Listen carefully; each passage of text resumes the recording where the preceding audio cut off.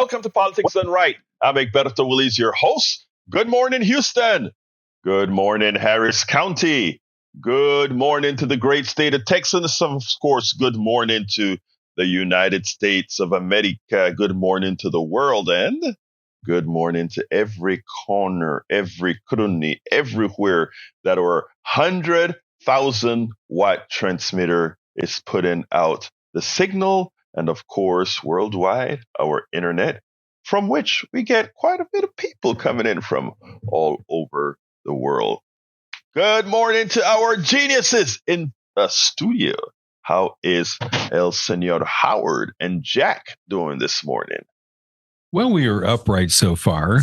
There is a vast tendency to lean over to one side. I'm actually leaning on Jack's shoulders, trying to stay awake here.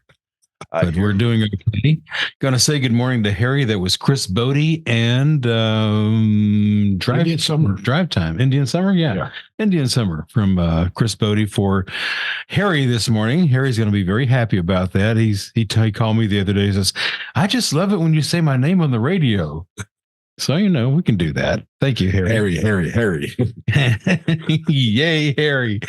We're doing okay. Just another fine day. I was curious and musing about the fact that the Republicans are now attacking Taylor Swift. Oh, how are these guys going to go? Seriously, is there a bottom to the Republican Party? Jack was saying they've been scraping the bottom for quite some time now. And I'm just wondering where that bottom is. Holy cow. Taylor Swift, America's sweetheart. Everybody loves Taylor Swift. I love Taylor Swift. She's a cute little girl, sings good. But for heaven's sakes, the Republican Party attacking Taylor Swift, it's almost comical if it wasn't so tragic. She's having fun. She's having fun with it. She's having fun with it. Sure. Why not? These are a bunch of idiots. They're desperate. The Republican Party is desperate, or they wouldn't be following this despot. So anyway, that's my thought for the day. I think Jack has a page of wisdom for us. Yeah, it's about the media, pretty much. Oh, no. Media speaketh with corporate tongue. That's why KPFT is so important. Mm-hmm. We do not accept corporate money. We do not accept a corporate buy-in to our free speech radio. We are free to debunk the outright lies and misleading narratives the right-wing media machine spews out daily. Rats. Grinches. How many media sources does the right control? Deregulation of the broadcast media has allowed the corporate to own at least 90% of all broadcast. Just because they are the loudest, most watched, and most heard voice doesn't mean they're telling the truth. Amen, Brother Jack. Get on the bandwagon. Get on the bandwagon. All right, let's give Egberto back his show. Oh, well, thank you so kindly. Thank you so kindly. We are going to have a great show of which I was just returned to by the one and only Howard. Look, folks, today's topic is Mustafaa Carroll on the Israel-Hamas war. I had to do it because, Mustafaa was a mainstay here in Houston. He was the executive director of CAIR. And, I went to a memorial this weekend for our great David Atwood and his wife, Priscilla. They both departed us this year. And just had to go out there, and I saw him there, and he saw me, and I know when he looked at me, he's like, "Oh, I guess there it goes. I got to give an interview." So I'm like, "Hey, I need to talk to you.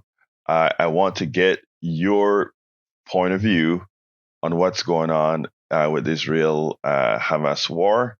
To which he said, after the program, "I'm much obliged to do it." But since it's about a 19-minute interview, but I see that I have a call, so I'm going to wait to take the call first, and then I'll go right into the interview. So let's wait for that, for Jack to tell me who I'm going to be speaking to, and then we'll... Ladies and gentlemen, pardon this interruption. It is the mayor of Politics Done Right on line one.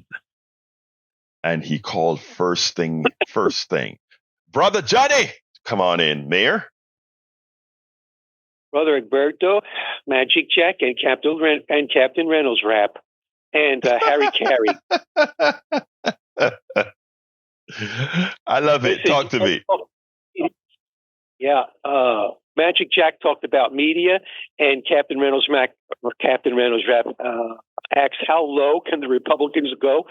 How low? Well, guess what? There's a new low, and they've got NPR helping them. This morning, when I woke up, I heard a news story about electoral politics and the primaries in Nevada and such. And without any hesitation, and if I was watching them on a TV screen, I would swear that they were saying it with a straight face. They brought up the fact that there's a no labels alternative for people who can't stand, the same two old white people again. But they gave no context, of course. They didn't tell their listeners that no labels is just another front of the Republican Party, of the conservatives, of the oligarchic class. No, they just said it as if it's an alternative, something that's legitimate for people to look into. They didn't say about Joe Manchin. They didn't talk about the guy who helped co-found this outfit.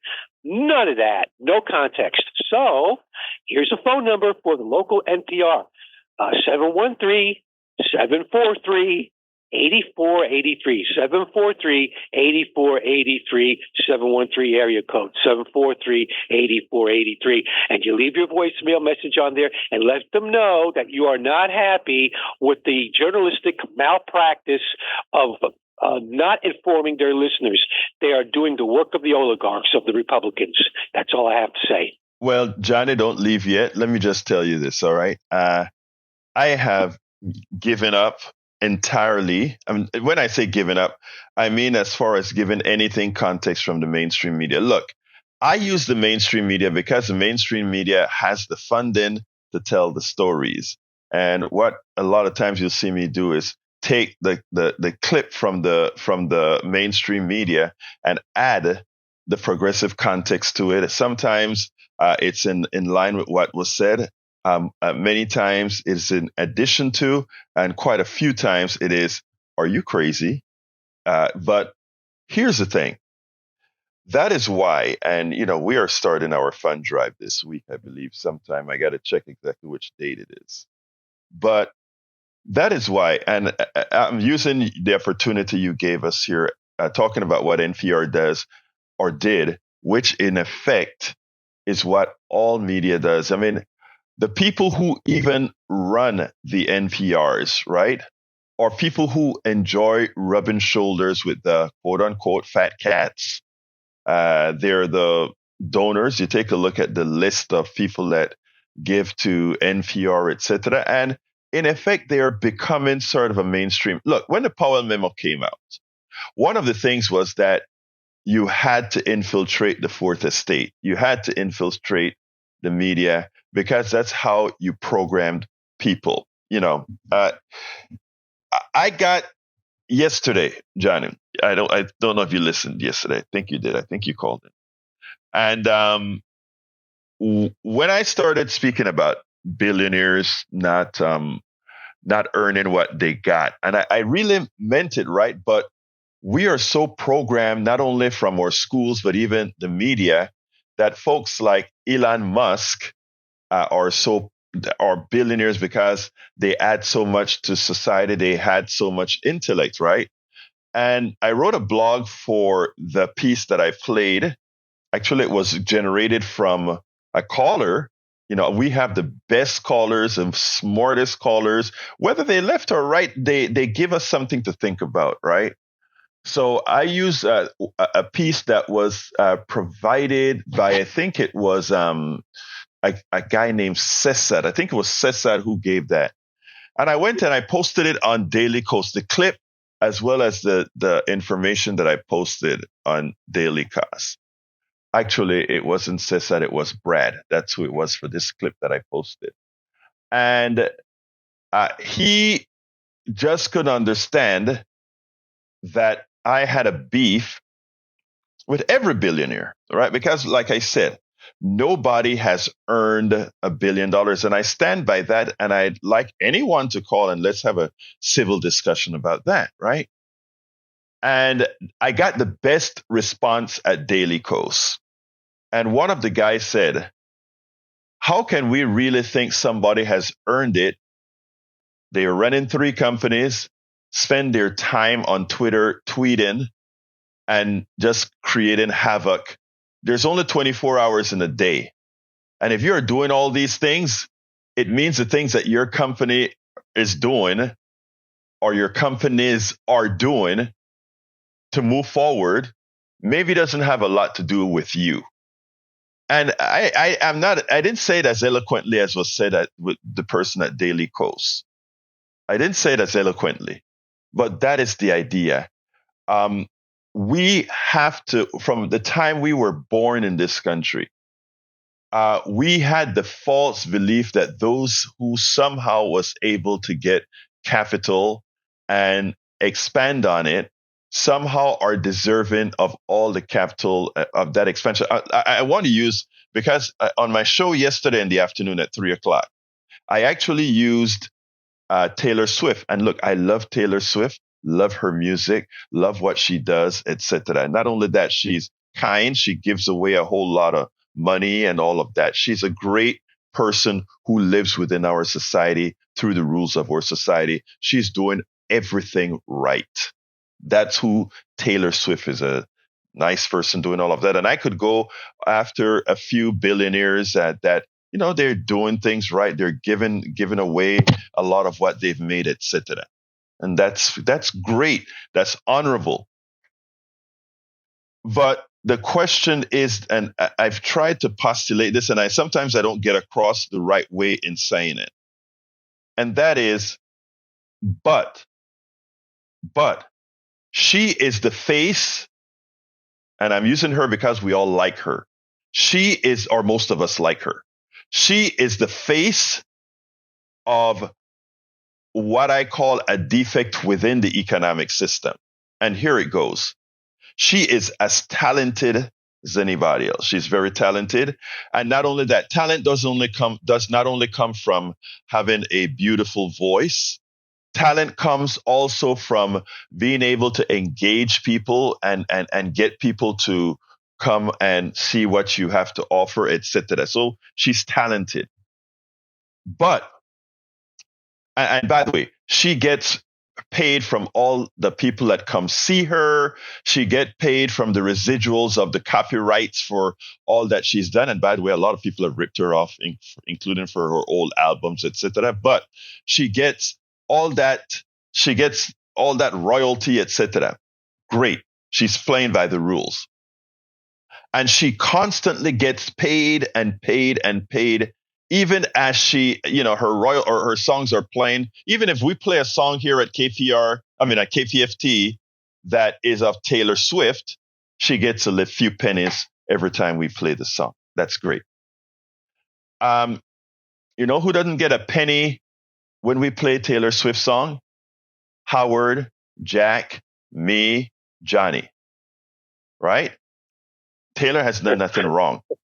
Okay? Taylor has done nothing wrong. I am trying to show the defect in the economic system. You know who else doesn't get a penny every time Taylor Swift makes a few pennies on a song being played? The different engineers that got paid once in that development of her product. You know who doesn't get any additional money as she continues to accumulate? Those beautiful shows that she presents that uses pyrotechnics and smoke and her flying in the air down cables and all these things. All those people that participated in creating that persona, the totality that is that woman, Taylor Swift, a nice person. They get nothing. They get paid once. You're saying it takes a village, but you're saying it takes a village, but our economic. Yeah, Johnny, come on in. Tell me what you want to say, because I went down a long monologue. So go ahead. You're saying that it takes a village, but our economic system doesn't reflect that philosophy or that reality, I should say. brother, you said it better than I said it in one sentence. Exactly. Well, And that is what we have. We don't learn that in school. You know what term we learn a lot, Johnny? Rugged individualism. And the reason we learn that term, rugged individualism, and we think we are individuals, is because we know how to forget about all the pegs in the ladder that we had to climb. We forget, and so what I told Brad that day that he called in and he used the Brett Favre, not Brett Favre, but the Tony Brady as somebody who whichever team he goes to wins. I said yes, he's way above average than everybody else, but not because he's way above average mean he has earned all the spoils, because Tim Brady couldn't throw a ball if his defensive line wasn't there to protect him, to give him time to have his excellence be realized. And so we have to understand more within us the collective nature of our existence. I could not have been an engineer had Brad, who called to complain, had he not paid his taxes to create the schools that I was able to leave Panama and come to the University of Texas and get. So I have a note to this guy that called and screamed down my throat. I thanked him because we have to look. We learned this false thing called rugged individualism, and the media, as Jack was pointing out, is there to kind of say, hey, you are an individual. The government gonna take all that taxes from you, man. Rugged individualism. Rugged individualism. No, all of us built our success. Look, I am not trying to take away that person who wants to work 24/7. Hey, look, for what I do, I work 24/7. If you take a look at the things that I do with the videos, cutting this and yeah, it's a lot of work.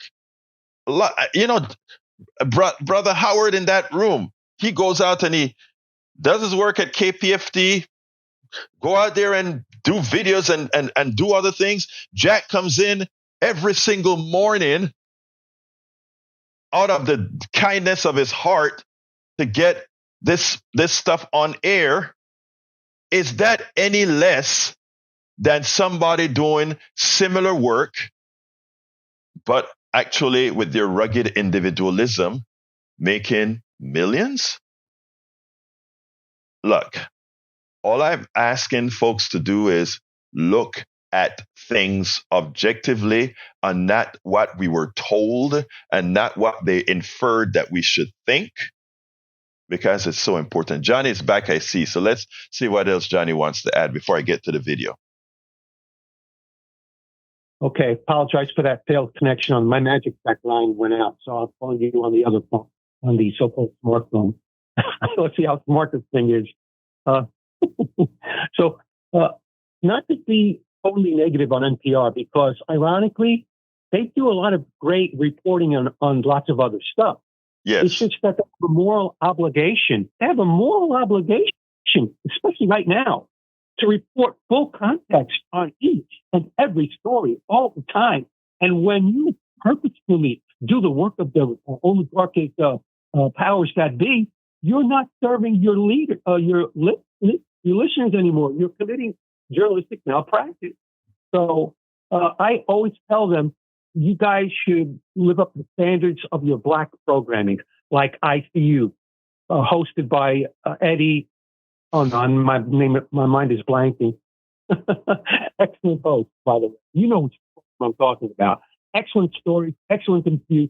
That's the kind of journalism that they need to aspire to, instead of being lazy, white centrist. That's what they need to do. From your tongue to America's ears. That's right. Thank you. I don't want to go water. And by the way, including Brian, I would like Brian to apply his intellect to calling into account NPR. That would be he would be a great ally to have for that, because we need people on the right who have a brain to challenge the so-called left-wing media like NPR and MSNBC. That's what we really need, is challenge. Thank you, Johnny. There's no left-wing media. Let me just say that there's no the only left-wing media you have is what we try to do here. So there's no left-wing media. I said so-called left-wing media. Right. Thank you, Johnny. Let me get to Harry before I get to the video, but I do want to get Mustafaa on air in a little bit. Come on in, Harry. Oh, good morning, Al, Professor Roberto Willis. Thank you for your enlightening comments as usual. And thank you, Mayor of Politics Done Right, for your enlightening comments as well. You guys really make this show go. And good morning to Howard and Jack. And I was going to mention something about Chris Botti. Yeah, Chris Botti, I read something up on him. He was inspired by the great Miles Davis. Miles Davis is the one that inspired him to play the trumpet that he plays so well. But anyway, what I wanted to was wondering, I know you're going to do this piece on the video with Israel. What's the guy's name? Mustafaa Carroll. Mustafaa Carroll. And what's the when Johnny gave that phone number about the media? Because I put that phone number in my phone, but I want to put the title. Who was he referring to call? That is NPR, the National Public Radio. NPR. That's the number here in Houston. Yes.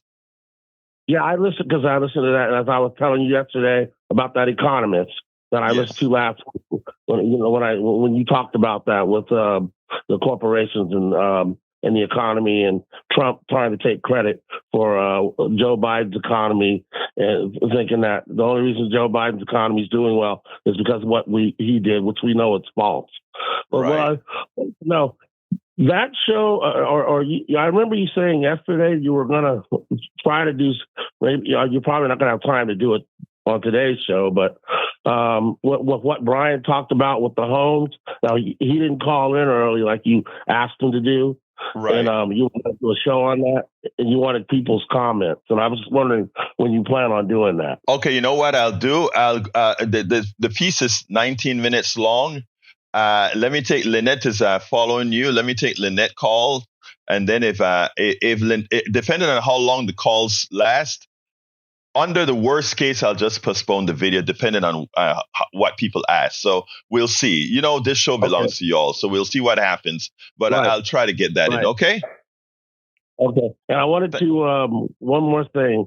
When you're able to do it, to work it out, because I am still worried about Trump becoming the nominee. And because, as you heard, I'm sure last week, they're delaying that Trump trial until the Supreme Court makes a decision with the ballots. Yeah. And then the judge is, the ballot, and then the judge is going to reschedule the case. And so I'm worried about that. And let me say, Jack, don't be worried. Look, let's make the assumption that there will be no trial before the election. We have to go out there. You have to go out there and beat Trump based on values. So, yeah. I want you to play the Mitt Romney video from 2016. I will. Harry, I promise you I will. But I need to get to Lynette, my brother. Thank you, my man. Everyone else. Thank you, sir. Let's go to Lynette. Come on in, Lynette. Just wanted to say, let me tell the brother, don't be worried, as long as we all do what we can to make things equitable. A couple of points I wanted to make is that a lot of people, like if the government is promoting all these small businesses, like a lot of people think they can be like Bill Gates and his friends, right? Create all of this space for their small business. But then if there's no access, no opportunity, there's not a need for the product and people have money to pay the product, they're not going to be as successful as Bill Gates unless somebody can give them the opportunity to be as successful. The other point I wanted to say is that the guy that called the other day, and I know you were going to do the follow-up show, and he was talking about what he heard about Acres Homes and all these other communities. Mm-hmm. When people release Black folk from slavery, they didn't give them a place to go. It's like, you're free, you can go wherever. Okay, so, and this is just my concept. So you release people from slavery. You didn't give them any access, any opportunity, any land. You burned down all of their whatever, the things that they did have, but you just let them go. It's like letting sheep out of the gate. And so I think people don't understand like the beginnings of this. And so then you have people that think that Black people are lazy, they're this, they're not that. But if they don't have, back to, again, access and opportunity. If you don't have access to opportunity, then if things are not equitable, let me just say. So I appreciate that you, Jack, and Howard do what you do. People need to hear what you have to say. I'm sorry, Howard. Yeah, so thank you, Howard. Thank you, Jack. Thank you, Alberto. I'm always rushing because, that's what women, mothers have to do, is like help the kids out the door in the morning. But anyway, you are. Thank you. And then one more thing. Can you like give us a name of the jazz that you all played on Monday, because we loved it. And they didn't give a name of it, or we either missed it. Well, I'll ask Jack. You heard the request. Jack, you heard the request. Lynette, thank you so kindly for calling in, and we love having your voice here. Okay. You all have a great day. You too, ma'am. Anyway, folks, thank you, Lynette. Love to hear that positive affirmation. What I'm going to do right now is I'm going to go ahead and get the video started, and then we'll move on from there. Let's see. Click on that. And there we go. Mustafaa Carroll, former head of CAIR, but I know he got reabsorbed into it again. So first of all, tell us a little bit about you, Mustafaa. Okay, a little bit about me. Born and raised in Gary, Indiana. Come from a family of 4 boys. My father was a steel worker. My mother was a nurse. Left Gary after high school, attended Indiana University, where I did my undergraduate work in biology and psychology. Met my wife there. Got married in Indiana over 40 years ago. Had 2 kids in Indiana. Then we moved to Texas, where I was working in healthcare. I was at Gulf Coast Regional Blood Center. I was a director of apheresis on mobiles. Got recruited to work in Dallas. Worked in Dallas for like 17 years, and then got recruited to come back to Houston. And that's when you probably saw me. That's when I met you. And ironically, we always talk about 6 degrees of separation. It turns out that the woman that you're married to is from the same country of my origin, Panama. It's amazing. Sabroso. There you go. But I love it too. I know, and you love all the good food. Lucky you. And best food. Yes, but here, look, you are the former head of CAIR in Houston. Yeah, what is CAIR? CAIR is the largest Muslim civil rights organization in the country. We protect civil rights for Muslims. We're advocates. We not only engage with Muslims, but we actually, this event here reminds me that we did a lot of immigration work, a lot of social justice, a lot of criminal justice reform. We've been involved in almost every aspect of social justice you can think about. But we're primarily, our goal is to serve as a civil rights advocate for Muslims. And we help them, and we want people to understand the Muslim community. So we help to bridge understanding between communities and with communities. Now, you moved to Dallas a few years ago. Right. And you claimed that you were going to be a retired person. Yeah. Turns out it's not quite that way. What has happened? I moved to Dallas and people said, well, are you going to work with CAIR? And I said, no, I'm retired. The very next day, they asked me to be a consultant, which was lightweight. It wasn't too big. And so I did that for maybe a year. And this recently, in November 1st, I got commandeered to help them. The former executive director there left, and they asked me to help them reboot CAIR DFW. So I'm back with CAIR. It's like being in the mafia. Well, I tell you, you know, they keep dragging me in. Yeah, Al Pacino, right? Yeah. But anyway, the reason I wanted to talk to you is what's occurring right now in the Middle East, specifically Israel and Gaza. And before we get into it, I want to make a subject to the people that are listening. Being anti what's going on has nothing to do with anti-Semitism, and you should not allow anybody to shut you up when you're attempting to just talk humanity. Yes. Let's remember that. Anyway, I want to hear your what your thoughts are on what's occurring in Israel right now. Absolutely. Well, most of the people here, the way it's been framed forever, and it didn't just start October 7th, but the frame is that Israel has the right to defend itself. That's not arguable. Anybody can say that. But unless you understand the history of what's happened in Palestine for the last 75 years, it's been to oust the Palestinians from their homes. You have a lot of human rights abuses that have been going on way before October 7th. And then October 7th, and Hamas attacked Israel, and Israel's response has been well over the top. I mean, it's not even an appropriate response, and people don't know that it is an occupier, one of the worst occupations that we've seen in modern history. That there are over 300 and something checkpoints,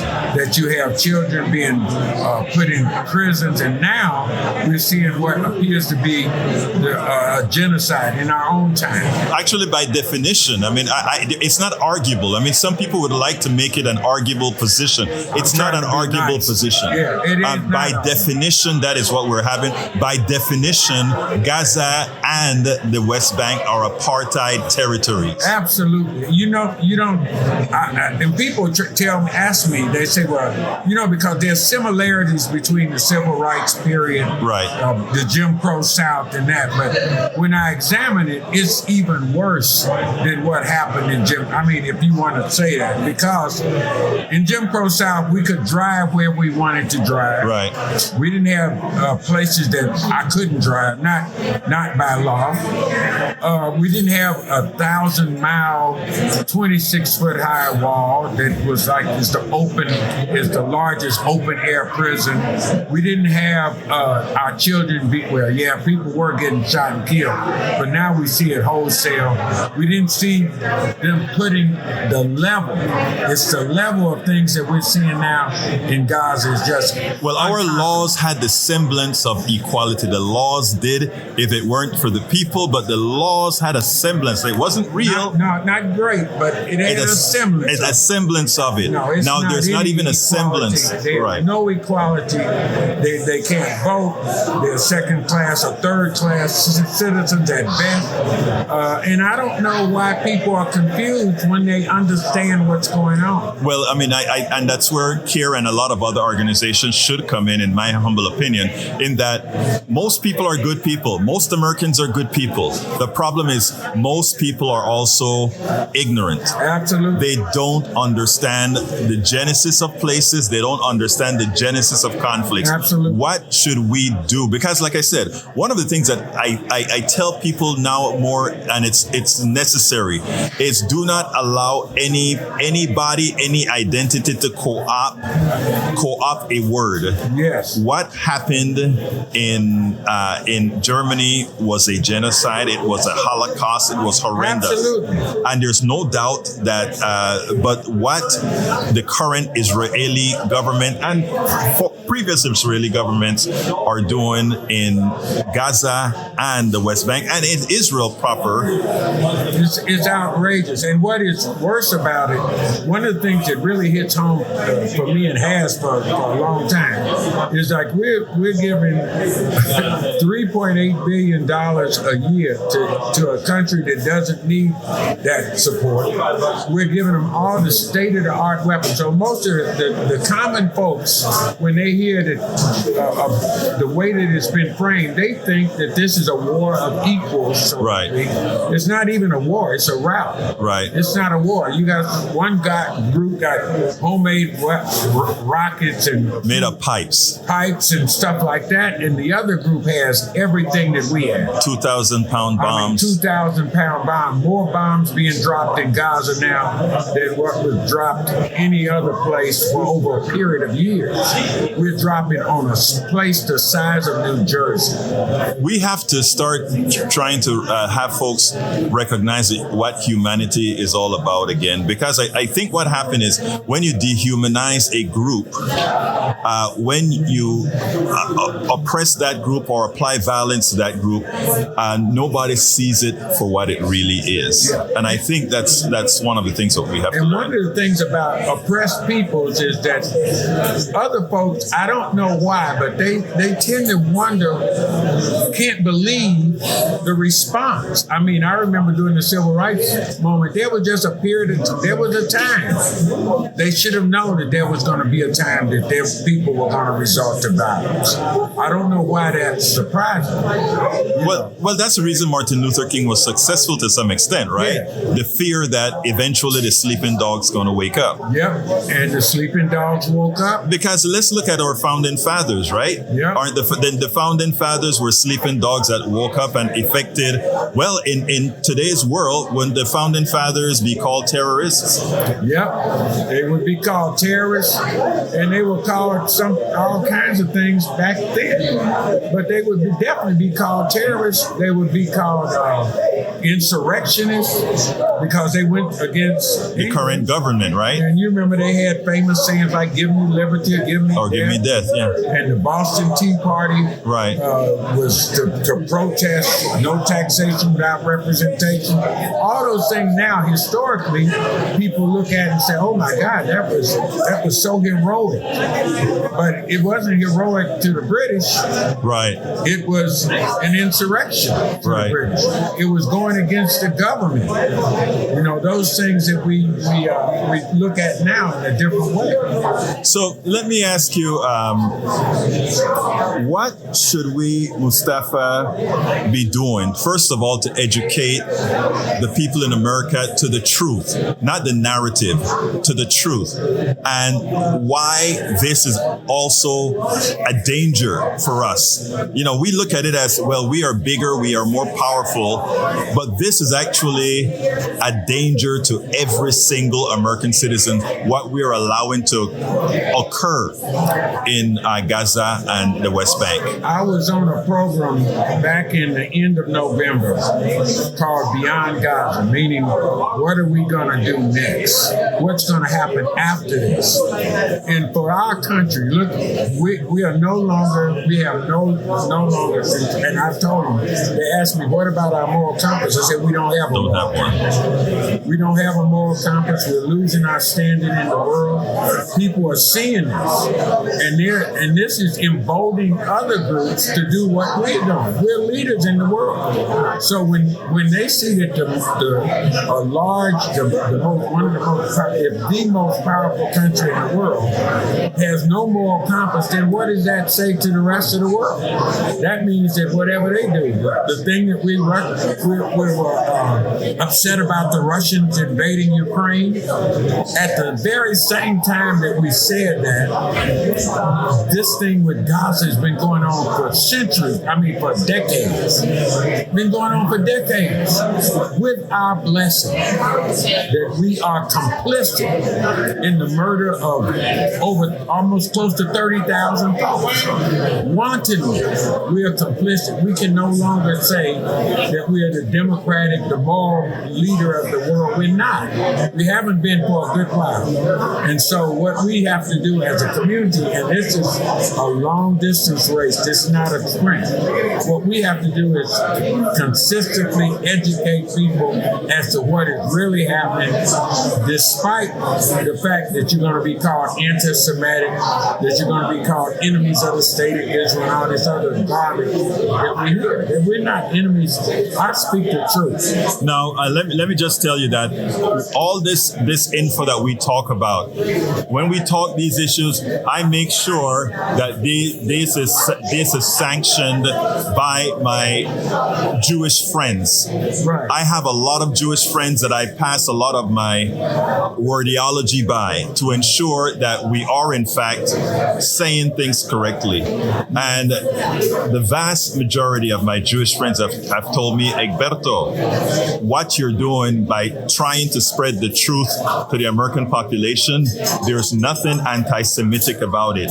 We cannot allow others to make one believe that speaking up against a right-wing evil Israeli government is somehow anti-Semitic. It is not. Absolutely. And the narrative now is that they've conflated it. Right. They've conflated anti-Semitism to be anybody who speaks against the state of Israel. Right. And you know, Jewish Voice of Peace was outlawed, and several other Jewish organizations internally, their own people. Right. And let me say this: there are lots and lots of Jewish folks who disagree with what's going on. It's actually a plurality. A large majority. I don't know if it's a majority, but it's a large group of Jewish folks who disagree with what's going on humanitarian basis. It is amazing. There are many coming out and said, "Oh my God, we were indoctrinated." Yes, that's what they've said. They've said that their leaders have indoctrinated them and no more. They're the biggest risk to the Jewish people is the current Jewish Israeli government. And it's been going on. The sad thing is, if there's a silver lining behind all this, it's that now the whole world is seeing it. The downside to the silver lining is, look at the price that's being paid. 28,000 and counting. And counting. Now, look at what's happening at home. We have around 3,600 cases, civil rights cases in the last 3 months. We have that many cases because this stuff is getting back home. So people on their jobs are being discriminated against if they say ceasefire, if they say free Palestine, and God forbid that they should say from the river to the sea. I didn't know that had any meaning except free the people in Palestine. But it's deeper than that, because it turns out that the Likud party, that's in their platform, from the river to the sea. In other words, if they believe that phrase really means extermination, yes, that means that's what they stand for. That's what they think it means for them. When you say Palestine will be free from the river to the sea, in their opinion, that means you want to see the state of Israel. Well, I think people should be educated to understand that from the river to the sea, actually, for most Palestinians, actually mean we don't want to be removed from our lands, no matter where it is, and we don't want others, meaning the Israelis who've been in that land, or I should say the Hebrews who've been in that land. That's fine as well. But now the injustice of all of this, they can't return, the Palestinians can't return. And this is not just Muslims. This is some of the earlier opponents of the state of Israel were Palestinian Christians. Right. And those folks cannot return. They're having their homes demolished. Those that aren't demolished, they're confiscating lands, giving it to settlers, people who've never been there before, people coming from New York and Jersey and other places in the world, that they're just, and you got to look at this and understand that there's no intention, in my humble opinion, that the state of Israel wants to see any peace at all. What I see happening is, this is the biggest land grab in modern history. You know, and as I was telling people before, there's absolutely nothing that they're doing in the state of Israel that we didn't do here first. Exactly. If you look at our pedigree, what happened in this country, we killed we tried to annihilate all the indigenous people. We took the land, we murdered them, we marched them from Alabama to Oklahoma. The Trail of Tears. Again, when you talk about moral compass, you said we're losing our moral compass. The question is, when did we have a moral compass? We can say we have a moral compass. The moral compass are the individual people in America who have always tried to do good. That's it. The plutocracy in this country has never had a moral compass, and the government was always an ear to or rather a frame of the plutocracy. Absolutely. So anyway, we got to close out here. So give me a quick closer. I am begging folks to learn as much as you can on both sides of this issue, especially on the Palestinian side, because it hasn't been talked about in the public square. We've only heard one side of it, and the other side, that side has done a magnificent job of shutting down any information on the Palestinian side. And those folks have suffered for over 75 years, the 15-year, I think, blockade of Gaza, no medical support. I just saw a documentary showing the challenges that they have to go through medically. Before October 7th, they had no power, no water, all these things are happening.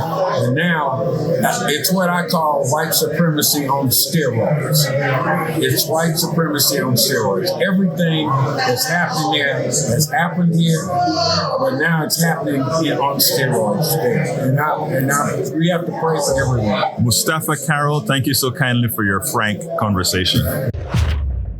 That was Mustafaa. Everywhere I go, if I see somebody that has something to say, I want to do that interview. Well, before we go to Brian, let's throw it to Brother Howard. Howard, talk to me. Well, you're coming in just a little bit low. You might want to adjust your microphone. Okay. He nailed it right on the head. Anytime you criticize Israel, it's anti-Semitism. Oh my God, anti-Semitism. And have you seen those TV commercials they're running now about anti-Semitism? Yes. Who does that? Look, it's mind control, Howard. It is about telling you what to think. And that is what we have to teach Americans to not allow themselves to fall for. Oh, I'm beside myself on that one. I look at it and go, anti-Semitism? Seriously? Anytime you criticize someone who's committing genocide, suddenly it's anti-Semitism? No. Yeah. It no, is and sad. A lot of Jewish people here in the United States are totally disagreeing with all this. They're going, no, this is not what we're about. And it's true, they're not. You know what's so funny, Howard? You remember Jack hijacked our show again and it got me into a soliloquy about the media. But if you take a look at the amount of Jewish organizations that are stepping up to really fight against Netanyahu, there are a lot of them, a lot of people, most of the younger folks. But guess where you don't see that? On TV. You never see these activities on TV. So our older, great Jewish folks around Houston, they don't have the narrative that these other people have. So they still live within a lot of that indoctrination that's been given over the decades, right? The younger people that are coming up now are saying, wow, we didn't know this. And they're fighting back. I'm talking about our young Jewish brothers and sisters, But anyway. And they should. Exactly. He was talking about it being the biggest land grab in history, and it is. Yeah. I mean, they're running these people off. Sure, what happened in October was really bad, but is your response to it to completely wipe out the whole place? No, that's not what you do. And plus, when we're standing there giving them bombs and stuff and all the money we give them, that's just insane. It makes us complicit. It makes us complicit. It's just insane to me. How can you do this? It doesn't make sense. Okay. Not at all. Well, I hijacked enough of your show and you only got about, say 5 minutes left.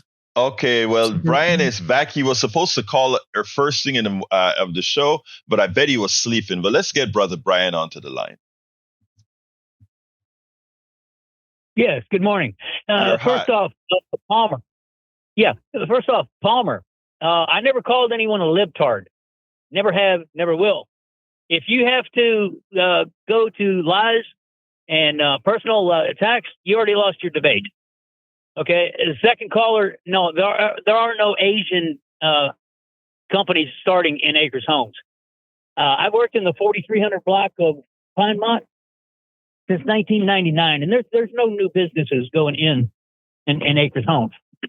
Now, I'm talking to a strange black man, never met him before, and he's telling me about how illegal aliens are coming in, building up the land, flooding his neighbors, and building properties. And I ask all your listeners to go through Acres Homes and look at $800,000 acres. That's what they're buying. They're parking dump trucks. They're building $300,000 and $500,000 houses. Where do they get the money? I'm talking to a black man about Guitar Watkins. I never met this man before. He's talking to me, but yet in your eyes, that makes me a racist? No, that's not what makes me a no. I don't look. Please, that's not what makes me a racist. Pull the tape and see what I said. But go ahead, continue, and then I'll respond. Okay, I go through Acres Homes. I go through TC Jester. That's the only way I can get to Shepherd 445. All right, where do these people get the money to buy $8 a square foot properties? Mm-hmm. Where's this money coming from? All right, let's stop. When I called you, when I said that those are the types of tropes that get people in that would have folks say what I said. Let me stop you for a second. Who are you, or who am I to question where whoever is moving into that neighborhood got the money to buy that property? Have you asked anybody else where they've gotten the money to buy that property? I don't think so. And when it comes, look, there's an interesting look, I'm a black guy, but one of the things I'm also is Latino, right? So I cross and Caribbean. I cross a whole lot of ethnicities, if you will. Now that said, right, there is a false friction between the Latino and black community in Houston by design. And the way you are expressing what you've said, the way you were, go ahead, say what you want to say, then I'll finish. No, I just find that rather comical. It's by design? Yeah, it is by design. Of course it is by design. All right, because the truth of, look, whenever I asked if you had something to say, I wanted you to say your piece so I could say my piece. We do civil communication, and you have been doing a good job of that thus far. So say what you need to say real quickly. Okay, you're questioning where people get their money from, but yet all the time you're saying corporations are stealing our money. Because they are, and I can tell you where they're getting their money from, because we have the... No, when I say that, again, when you're going to make a comparison, my brother, make a valid comparison. When I say corporations are taking the money, I have the data to back it up. When I said inflation was caused by corporations, I could show how their profit and loss statement proved the point. Okay, I could look at the amount of money, their raw material costs. I could look at what the increase in profit margin and what the price of the products were that they've sold. I could tell you, yes, they're stealing the American monies blind. You subjectively said, where are those people getting the monies to buy those $8 a square foot, whatever it is that they're buying? And I'm saying, who are you, my brother, to ask that? You're going to buy an $800,000 property and park a bunch of dump trucks on it? Because that's what the black man... Well, look, again, here's the thing about it, right? Again, we always assign blame to the wrong place. If that person bought the property and put the dump trucks on there. And if you really want a solution to that problem, go to City Hall and start to institute what's known as zoning. That's not the problem of the person who is following the law. It's the problem of the people who created a no zoning environment, basically so that certain things appear in communities that nobody cares about. Okay, so what I'm saying, Brian, is Brian, I made you talk. Can you let me finish? May I finish, Brian? Look, yeah, go ahead.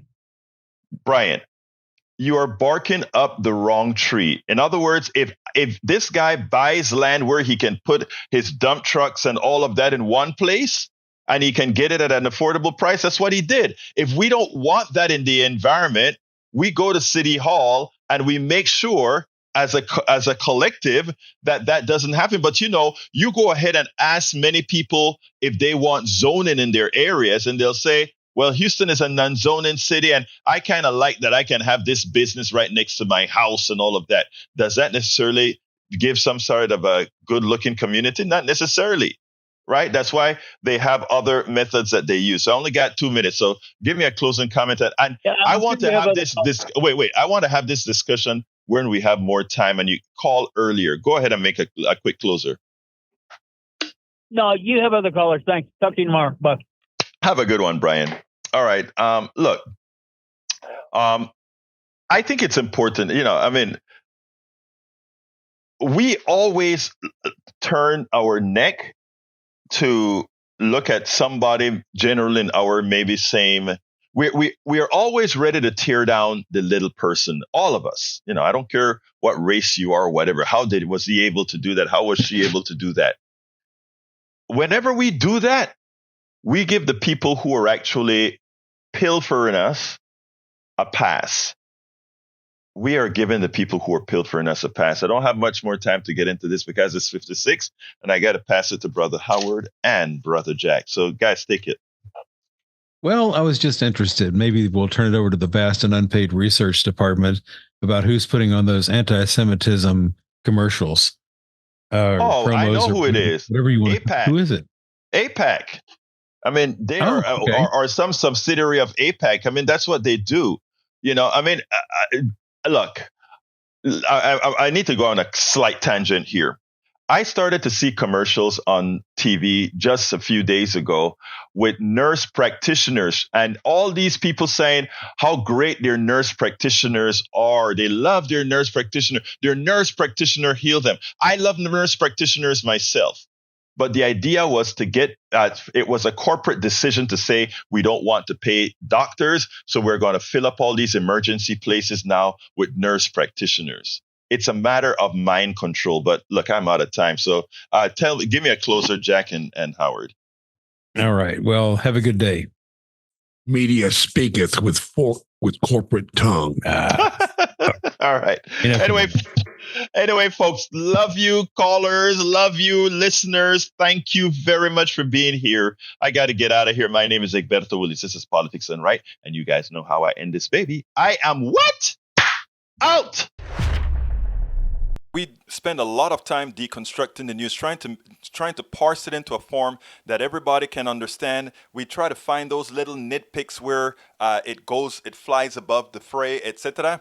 If you really like these videos that we do, I want to ask a big favor. Please go ahead. Number 1, subscribe to our channel. And number 2, please join if you can. Thank you so kindly for watching. Keep watching. Please remember to share. We must populate the entire internet with our progressive message, a message that we know is what most Americans say that they want. So help us, please join.